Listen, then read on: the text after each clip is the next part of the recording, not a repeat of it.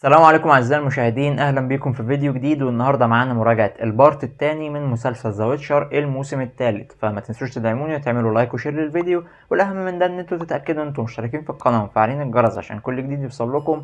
ويلا بينا استكمالا لاحداث البارت الاول اللي شفنا فيه جيرالت وينفر وسيري الثلاثه هربانين، وتقريبا كل القاره بتدور عليهم عشان سيري ويستفيدوا من القوه بتاعتها. وكانت نهايه البارت الاول ان سيري ضاعت منهم والامور تحولت لفوضى. ويستكمل بقى البارت الثاني الفوضى اللي موجوده دي مع بعض التطورات في الاحداث. والجدير بالذكر طبعا ان ده هيكون اخر موسم لهنري كافيل في المسلسل، وبعدها هيتم استبداله بليام هيمسورث. وكمان البارت الاول في الموسم الثالث ما كانش افضل حاجه، فهل البارت الثاني المكون من 3 حلقات قادر ان هو ينقذ الموقف ولا ما قدمش جديد؟ على مستوى القصة فنفس مستوى الكتابة اللي كان موجود في البارت الأول هو بالظبط اللي موجود في البارت التاني، نفس طريقة سرد الأحداث، نفس الريتم، نفس كل حاجة. وده لأن هو كان موسم واحد أساسا ويتقسم على نصين، فهو ماشي بنفس الوتيرة اللي كانت موجودة في البارت الأول بالظبط. الاختلافات اللي كانت موجودة هو إن هو تم تهميش بعض الشخصيات الرئيسية اللي كانت موجودة،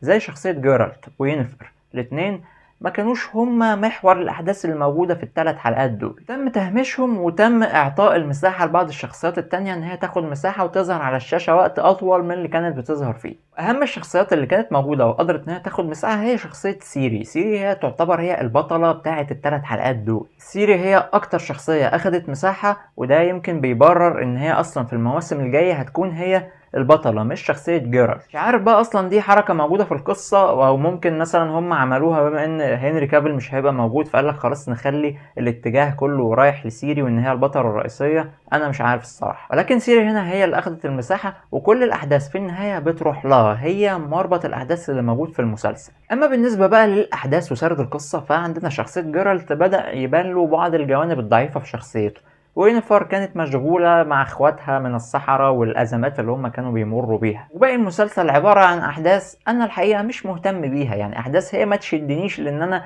ابقى عايز اعرف الحاجات اللي بتحصل دي هتروح لفين.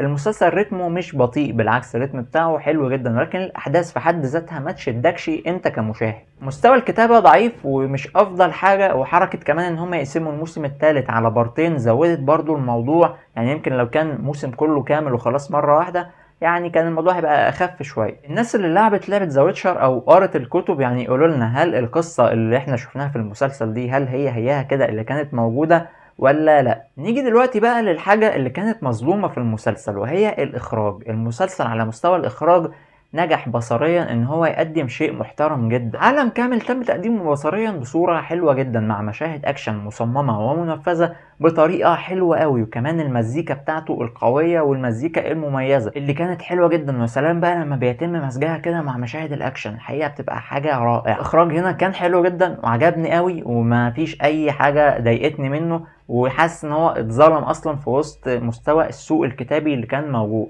اما بالنسبه للاداء التمثيلي فهنري كافيل يمكن السبوت في البارت ده ما كانش هو اللي موجود عليه، ولكن هنري كافيل هو حافر اسمه في ان هو ذا ويتشر. اي حد تاني ايا كان هو مين لو جابوه مش هيقدر يعمل الدور زي ما هنري كافيل بيعمله. عن ينيفر انيا شالوترا اللي برضو ما كانش ليها دور تقريبا في ال3 حلقات دول، موجوده في بعض المشاهد والمساحه اللي خدتها بسيطه جدا، فبالتالي الاداء برضو ما كانش ظاهر وطاغي.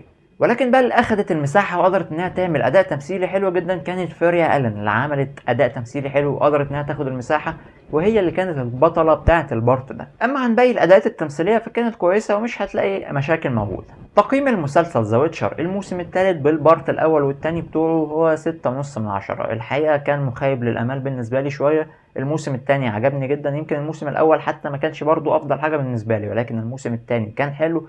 كنت متطلع بقى ان احنا نشوف حاجه احسن، خصوصا ان ده اخر موسم لهنري كافيل، ولكن الحاجه اللي انا شفتها كانت مخيبه للامال بالنسبه لي. وبس كده اعزائي المشاهدين كون خلص فيديو النهارده. ما تنسوش تدعموني وتعملوا لايك وشير وتشتركوا في القناه وتفعلوا الجرس عشان يوصلكم كل جديد، واشوفكم تاني في فيديوهات جايه كتير ان شاء الله. سلام عليكم.